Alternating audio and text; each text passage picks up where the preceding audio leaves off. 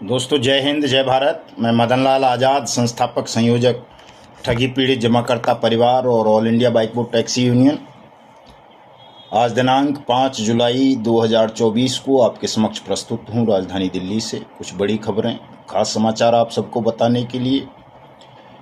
हमेशा की तरह आप सबसे अनुरोध करूँगा कि मेरे इस वीडियो संदेश को ज़्यादा से ज़्यादा शेयर कर दें, लाइक करें, कमेंट करें और जिन साथियों ने अभी तक हमारे YouTube चैनल को सब्सक्राइब नहीं किया है वो इसे सब्सक्राइब भी ज़रूर कर लें, ताकि आप सबको घर बैठे अपडेट मिलती रहे और पता चल सके कि आपका पैसा मिलने में कितनी प्रगति हुई है, कितनी देरी है, क्या करने से अब आपका पैसा आपको वापस मिल जाएगा, जो किसी भी कंपनी या क्रेडिट कोऑपरेटिव सोसाइटी, फर्म, निधि, कॉरपोरेशन, एसएसजी, एनबीएफसी वगैरह में फंसा हुआ है।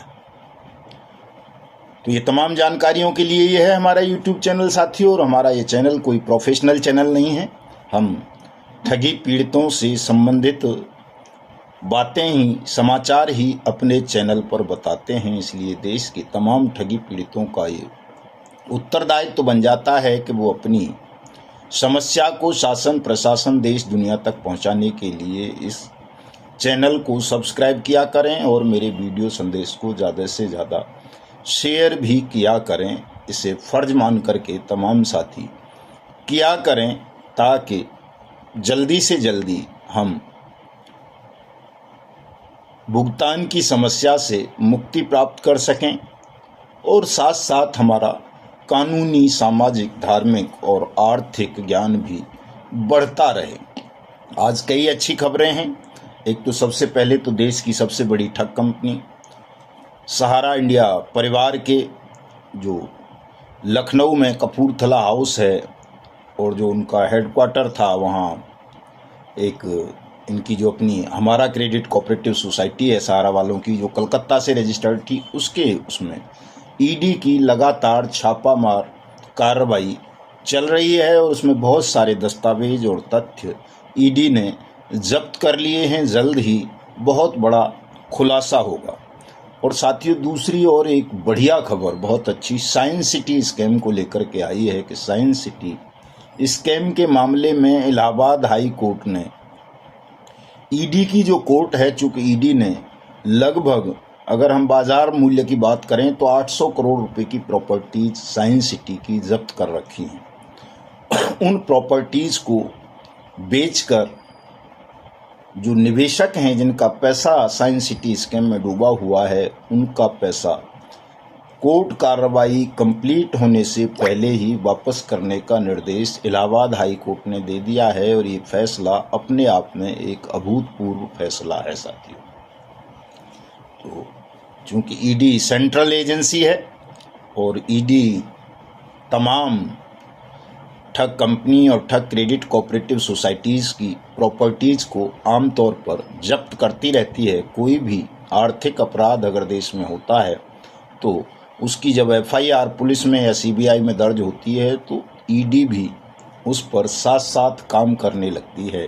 वो भी उस मामले में एक अलग से अपनी प्राथमिक सूचना रिपोर्ट दर्ज करते हुए ऐसी कंपनीज या क्रेडिट कोऑपरेटिव सोसाइटीज़ या फर्म वगैरह की प्रॉपर्टीज़ को चिन्हित करके जब्त करने लगती है। और ये बहुत सारे तमाम स्कैम्स में आप देख सकते हैं, चाहे वो बाइक बोट का स्कैम हो या हेलो टैक्सी का स्कैम हो या दूसरे जो स्कैम हैं, कल्पतरू का हो, केबीसीएल वाला, करम भूमि वाला हो, आदर्श वाला हो, पीएसीएल वाला हो, जितने भी ये मामले हैं ठगों के, उन सब में ईडी का इन्वॉल्वमेंट रहा है। और हमारी तो बहुत पहले से मांग है कि सेंट्रल गवर्नमेंट को, चूँकि सेंट्रल गवर्नमेंट की एजेंसी है ईडी, तो उसी को सक्षम प्राधिकारी बाट्स एक्ट 2019 के अंतर्गत सेंट्रल गवर्नमेंट को बना देना चाहिए। चूँकि जो मामले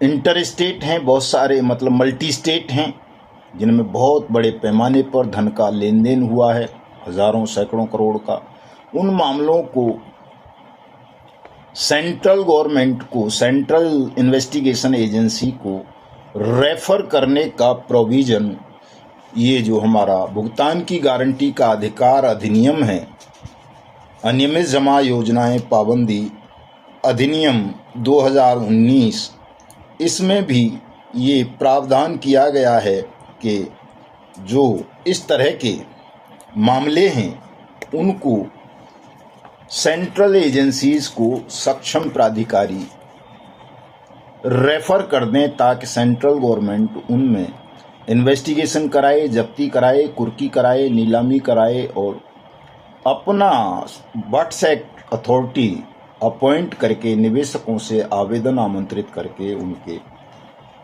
पैसे वापस कराए साथियों। तो इस एक्ट की जो धारा है मैं आपको पढ़ के बता देता हूँ, वो वाली जिसमें ऐसा लिखा हुआ है। चूँकि कई लोग यकीन नहीं करते हैं, और वैसे तो इस एक्ट की धारा 19 और 20 जो हैं वो दोनों ही इसमें अपीलेट अथॉरिटी का गठन करने का प्रोविज़न भी करती हैं कि कोई भी हाई कोर्ट इसमें फर्स्ट अपीलेट अथॉरिटी होगा और second appellate authority supreme court होगा इसमें साथियों। तो इस तरह की व्यवस्थाएं इस कानून में की गई हैं, और ये कानून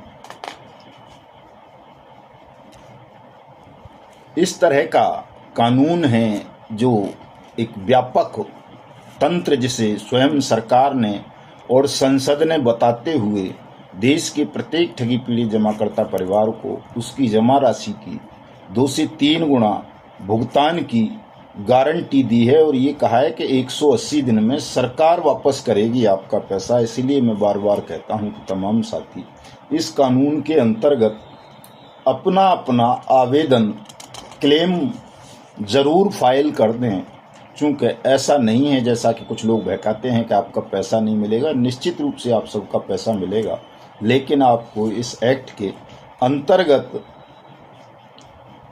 अपना दावा प्रस्तुत अवश्य करना पड़ेगा अपने नज़दीकी सक्षम और सहायक सक्षम अधिकारियों को। इस एक्ट की धारा 30 है साथियों, अध्याय 7 की पेज नंबर 15 पर। वो कहती है कि धारा 29 के अधीन या अन्यथा सूचना की प्राप्ति पर यदि सक्षम प्राधिकारी के पास ये विश्वास करने का कारण है कि अपराध किसी ऐसी निवेश स्कीम या स्कीमों से संबंधित है जिनमें संलिप्त निक्षेपकर्ता, निक्षेप लेने वाले या अंतर्वलित संपत्तियां भारत में एक से अधिक राज्यों या संघराज्य क्षेत्रों में या भारत से बाहर अवस्थित हैं और अंतर्वलित रकम का कुल मूल्य इतना अधिक है कि वो महत्वपूर्ण रूप से लोकहित को प्रभावित करती है, वहां सक्षम प्राधिकारी उस मामले को केंद्रीय अन्वेषण ब्यूरो द्वारा अन्वेषण कराए जाने के लिए केंद्रीय सरकार को निर्दिष्ट करेगा।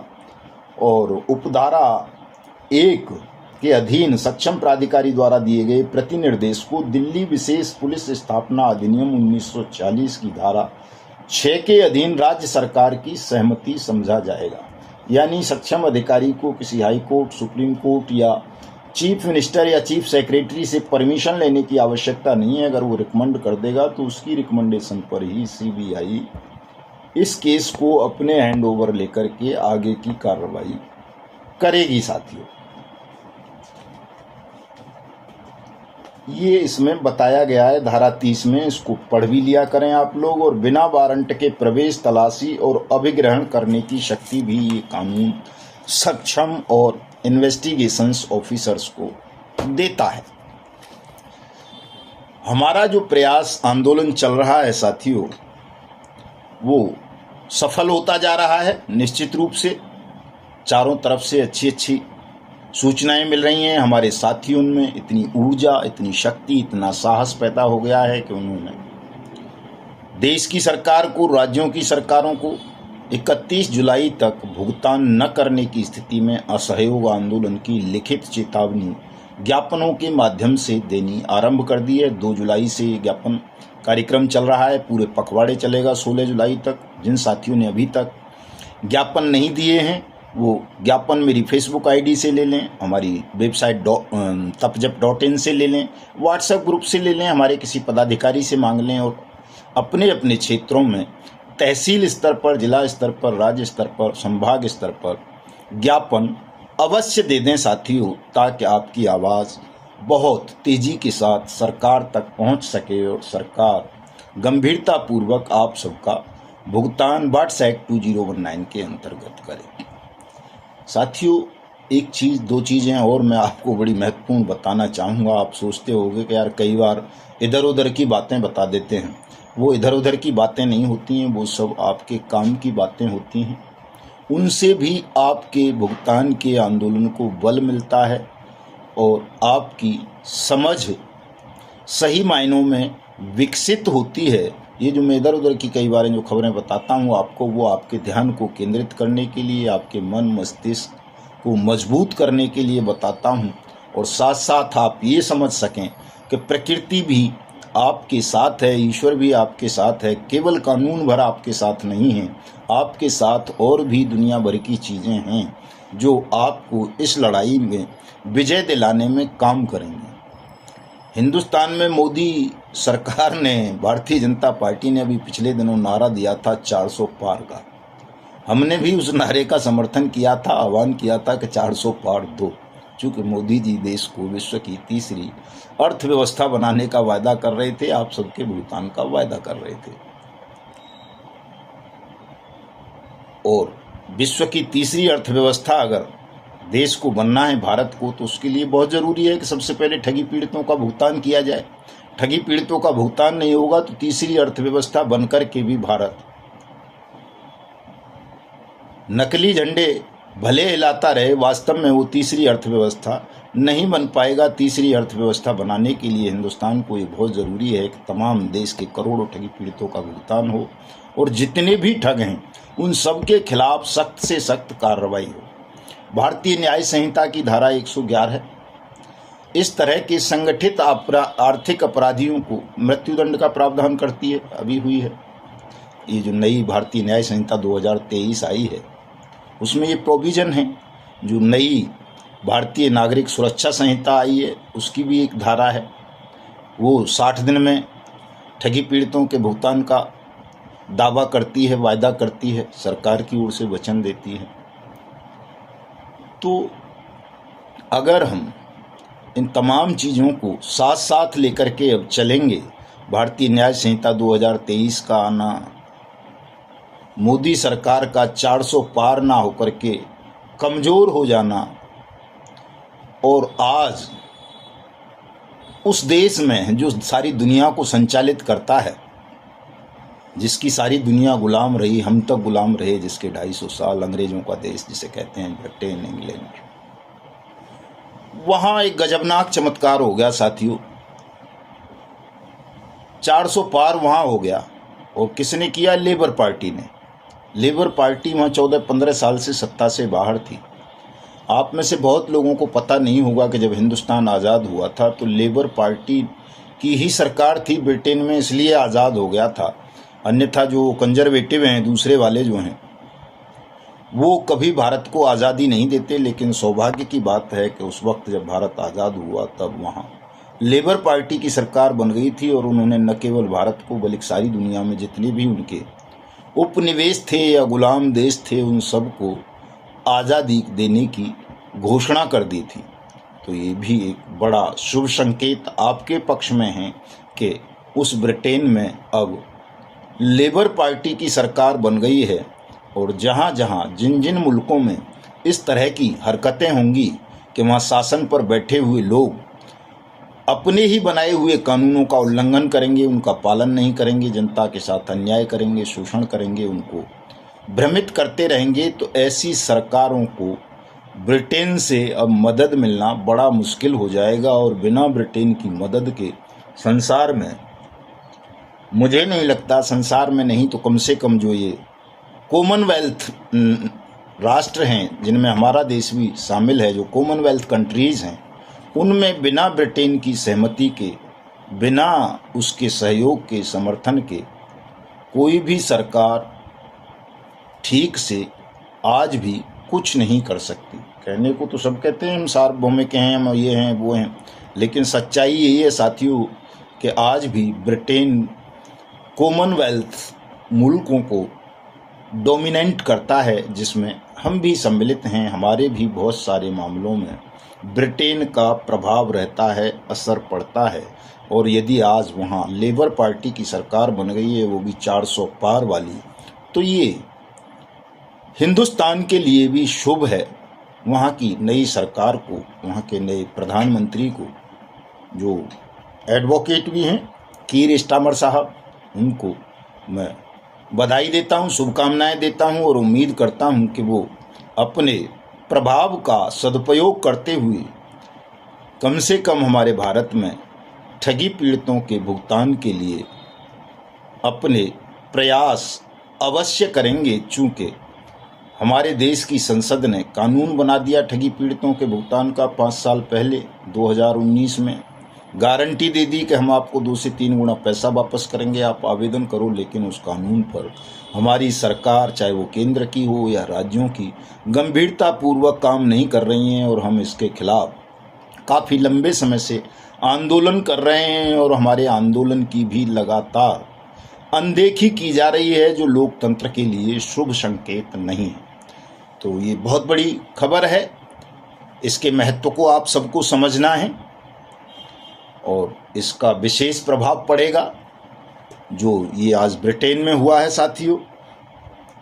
और एक और ये जो चल रहा है साथियों, कौन क्या है, वो अपना भोले बाबा विश्व नारायण साकार हरि विश्व हरि सूरजपाल वाला मैटर, इसको लेकर के भी पूरे देश में खलबली है, घबराहट है। और जिस तरह से मीडिया ने एक अभियान चलाया हुआ है कि सूरजपाल के खिलाफ FIR हो, उसको तुरंत गिरफ्तार किया जाए और उसको फांसी तक चढ़ा दिया जाए। चूँकि नई भारतीय न्याय संहिता की धाराओं में मुकदमा दर्ज हुआ है, धारा 110 उसमें लगा दी गई है, 105 लगाई गई है और 111 और लगा देंगे तो फांसी का प्रोविज़न बन जाएगा। चूँकि एक तरह से ये भी गैंग वाला अपराध है, गिरोह वाला अपराध है। यदि उसमें उस भोले बाबा की कोई संलिप्तता रही है तो निश्चित रूप से उसको भी फांसी के फंदे पर चढ़ना होगा। लेकिन साथियों, उसमें खतरा ये है कि अगर सूरजपाल को फांसी चढ़ा दिया गया तो और हजारों सूरजपाल देश में घूम रहे हैं ऐसे, तमाम जो है कथावाचक चढ़ जाएंगे फांसी पे, तमाम राजनेता चढ़ जाएंगे। चूँकि जो गलती सूरजपाल ने की है वो गलती तो ये सभी लोग करते हैं, जितने भी मजमा लगाते हैं, चाहे वो मौलाना मौलवी हों, पीर हों, फ़कीर हों, राजनेता हों, कथावाचक हों, ये और दूसरे जो कई संप्रदाय बने हुए हैं इधर उधर के, वो हों, ये बाबे वगैरह हों। केवल अगर हम अपने मूल आचार्य सनातन धर्म के जो शंकराचार्य हैं उनको छोड़ दें चारों को, तो बाकी जितने भी पाखंडी, ढोंगी, बाबे, कथावाचक, आचक हैं, ये सब इस तरह के मजमे लगाते हैं जैसा सूरजपाल ने लगाया और उसमें 121 लोगों की जान चली गई। तो जो मीडिया ने एक अभियान चलाया हुआ है दिन और रात, वो निश्चित रूप से आपको भी लाभ पहुंचाएगा। तो जो वो कौन सी जय जयकार बोलता है अपना सूरजपाल, विश्व साकार हरि वाली, वो क्या ब्रह्मांड में सदा ही जय जयकार हो, कुछ इस तरह का उनका नारा है साथियों। वो नारा वो सार्थक कर गए बिल्कुल। जब तक ये हादसा नहीं हुआ था, सूरजपाल की ना कहीं सोशल मीडिया पर चर्चा होती थी, ना बड़े टीवी चैनलों पे होती थी। वो खुद भी सोशल मीडिया पर एक्टिव नहीं थे, उनके प्रशंसक भी बहुत कम थे। मैंने सर्च किया है, बहुत सारा देखा है, बहुत कम नाम मात्र की उसमें है कि जिस आदमी के पीछे लाखों लोगों की भीड़ हो, वो सोशल मीडिया पर एक्टिव ना हो। आज के दौर में मेन स्ट्रीम के मीडिया पे तो खैर नहीं होते हैं कई लोग, लेकिन सोशल मीडिया पर भी एक्टिव ना हो, ये अपने आप में एक निराली बात है, आश्चर्यजनक बात है। और उसको लेकर के जो मेन स्ट्रीम का मीडिया ये दिखा रहा है कि साहब उसके काले धंधे थे, ये था, वो था, उस पर वो था, ऐसा कुछ नहीं है कि कोई काला धंधा हो या कुछ और हो। बल्कि उल्टा था कई मामलों में, तो कि वो ऐसी बातें सूरजपाल बताते थे अपने प्रवचनों में जो इन बाबाओं के, मुल्लाओं के, मौलवियों के और जितने भी इस तरह के धार्मिक प्रवचन करने वाले लोग हैं या सांप्रदायिक प्रवचन करने वाले, जातीय प्रवचन करने वाले, उनसे तो विपरीत चीज़ें थीं वो बिल्कुल। जैसे पानी, मिट्टी, सेवा और ईमानदारी, ये 4 चीज़ें जो आदमी कर ले अपने जीवन में, तो उसको तो कोई ज़रूरी थोड़ी है कि वो नारायण साकार हरि का उपासक होगा या किसी का होगा और किसी मस्जिद में जाएगा या मंदिर में जाएगा या वो कौन सा जाजे आजमन पिएगा या ये करेगा। वो ठीक हो ही जाना है, कितना भी बड़ा रोग हो किसी को, चाहे कैंसर क्यों ना हो, कैंसर भी मिट्टी, पानी और क्या बोलते हैं इसको, जनसेवा। जो आदमी कैंसर का रोगी हो या किसी और चीज़ का, किसी भी भयानक से भयानक बीमारी का अगर कोई मरीज है और मेडिकल साइंस फेल हो गया है उसका इलाज करने में, अगर वो आदमी स्वयं को भूलकर, अपनी बीमारी को भूलकर जनसेवा करने लगे और मिट्टी और पानी का सही उपयोग करने लगे, जीवन में सत्यता का धारण कर ले, तो निश्चित रूप से उसका कैंसर भी खत्म हो जाएगा, उसको जल्दी से मौत नहीं आएगी, उसकी आयु बढ़ जाएगी और उसके जीवन में सुख, समृद्धि, शांति आ जाएगी। ये तो मतलब प्रकृति का मूल फार्मूला है, वेदों तक ने कही हैं ये बातें। तो ऐसी ही बातें लगभग ये श्रीमान जी बताते थे और पता नहीं ईश्वर का क्या वो रहा होगा उसके पीछे उद्देश्य, कि उनके कार्यक्रम में ही ऐसा हादसा हो गया। हो सकता है कोई साजिश भी रही हो, जिसकी बहुत ज़्यादा संभावना मुझे भी लगती है कि शायद षड्यंत्र के तहत किया गया है। एक ऐसे लोगों द्वारा जिनको हो सकता है वाकई उनसे नफरत रही हो या उनके जो प्रवचन थे उनसे उनको लगता हो कि यार ये तो अगर जिंदा रहा या खुला रहा तो हमारे सारे साम्राज्य को ढा देगा। जितना भी ये पाखंड का साम्राज्य चल रहा है दुनिया में आज देखने को मिलता है हमें जगह जगह, कि इसका पर्चा निकाल दो, उसको ये बूटी दे दो, उसको ये मंत्र दे दो, उसको ये आयत बोल दो, उसको ये धागा बांध दो, उसको झाड़ फूंक दो, ये कर दो, वो कर दो। इस तरह की चीज़ें सब खत्म हो जाएंगी अगर ये आदमी इसी तरह से आगे बढ़ता रहा तो। लेकिन देखिए ईश्वर की करामात के साथ वो अगर फांसी के फंदे पर भी चढ़ जाएगा तो आज उसको इतनी प्रसिद्धि इस मीडिया ने जाने अनजाने दे दी है। हालांकि वो सब उसकी खिलाफत कर रहे हैं, बुराई कर रहे हैं, मैं भी करता हूँ बुराई उसकी, कि उसको वो परमात्मा ना भी सही, भगवान ना भी सही, एक सामान्य इंसान भी है, ईमानदार व्यक्ति है, तो उसको ये उसका नैतिक कर्तव्य बनता है कि उसको सामने आना चाहिए। पुलिस गिरफ्तार कर ले, फांसी चढ़ा दे, तो इसमें क्या हो रहा है? ज़िंदगी के तमाम स्वाद तो ले चुके हो भले आदमी, आ जाओ सामने, फांसी चढ़ जाओगे, क्या फ़र्क पड़ रहा है? संतान भी नहीं है तुम्हारे, कुछ भी नहीं है, बेबस है। उस मिशन को, उस आंदोलन को क्यों कलंकित कर रहे हैं आप? एक भय के कारण, सामान्य भय है वो, आपका कुछ नहीं होगा अगर आप सत्य के मार्ग पर हैं। आपने कोई पाप नहीं किया है, कोई दुष्कर्म नहीं किया है, कोई छल कपट नहीं किया है, तो किस लिए घबराना? आपको सामने आना चाहिए, भागना बिल्कुल नहीं चाहिए। कानून कोई आपको अगर फांसी चढ़ा भी देगा तो मैं समझता हूँ आपके पारलौकिक जीवन के लिए वो और बहुत अच्छी बात होगी। और आज जो माहौल देश में बन गया है, इस माहौल को और बनवाइए ताकि तमाम ठगों का अंत हो, ढोंगियों का, पाखंडियों का, बेईमानों का, जो लोगों की भावनाओं का दोहन करते हैं, शोषण करते हैं, उनके साथ ठगी करते हैं। तो ये तो ठगों के अंत की मुझे लगता है कि एक शुरुआत है। और ऐसे में हमारे तमाम ठगी पीढ़ी जमाकर्ता परिवार के साथियों को भी एकजुट हो जाना चाहिए। जैसा कि मैं आज देख रहा था कर्नाटक में हमारे साथियों ने बहुत ज़बरदस्त कार्यक्रम आज किया है ज्ञापन का। मैं क्लिप जोड़ूंगा, छोटी सी क्लिप है 1.5 मिनट की, इसके पीछे उसे आप तमाम लोग देखना। अपने दूसरे इससे पहले मैंने एक तमाम कार्यक्रमों का संकलन करके एक न्यूज़ लगाई है, उसको देखना आप तमाम लोग। तो ये जो उत्साह आपके अंदर बढ़ा है और प्रकृति ने जो ये हालात बनाए हैं आज आप सबके लिए कि अब आपका भुगतान होगा, अब आपकी ताकत बढ़ेगी और आप अधिकारपूर्वक अपना भुगतान छीन सकते हैं। तो इस सुनहरी अवसर का तमाम साथी लाभ उठाएं, आगे आएं। हो सकता है इस भागम भाग चिल्लपों की उसमें आपका मुद्दा भी मीडिया की सुर्खियां बन जाए, संसद में गूंजने लगे, जैसे अग्निवीरों का गूंज रहा है, सूरजपाल का मुद्दा गूंज रहा है और किसानों का मुद्दा गूंज रहा है, सहारा का मुद्दा भी गूंजा है, तो आप सबका भी गूंजने लगे, बाट्स एक्ट का भी गूंजने लगे। ये बहुत ज़्यादा संभावनाएं ऐसी बन रही हैं। आज छत्तीसगढ़ के मुख्यमंत्री की जनसुनवाई में भी ठगी पीड़ितों ने ज़बरदस्त हंगामा कर दिया है साथियों। तो ये तमाम चीज़ें आपके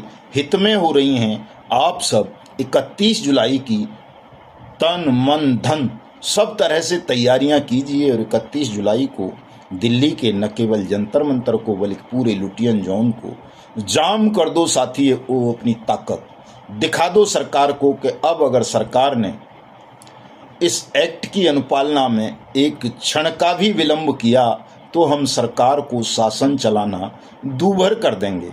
तो देख लेना, वो क्लिप जोड़ रहा हूँ। मिलता हूँ कल फिर। जय हिंद, जय भारत। और वो भी देख लें, रात को मैंने फेसबुक पर होकर व्हाट्सएप पर काफ़ी 1-1.25 घंटे का प्रशिक्षण कार्यक्रम दिया था ऑनलाइन, उसका भी लिंक मैं उसमें डिस्क्रिप्शन में दूंगा। वो वीडियो भी रात को आप आराम से ज़रूर सुन लें ताकि आपका मनोबल बढ़ सके, आपकी जानकारी बढ़ सके और आप अपने साहस से, अपने संघर्ष से, अपने ज्ञान से अपना अधिकार, भुगतान का अधिकार बेईमान सिस्टम और ठग साम्राज्य के मुंह से छीन सकें साथियों। जय हिंद।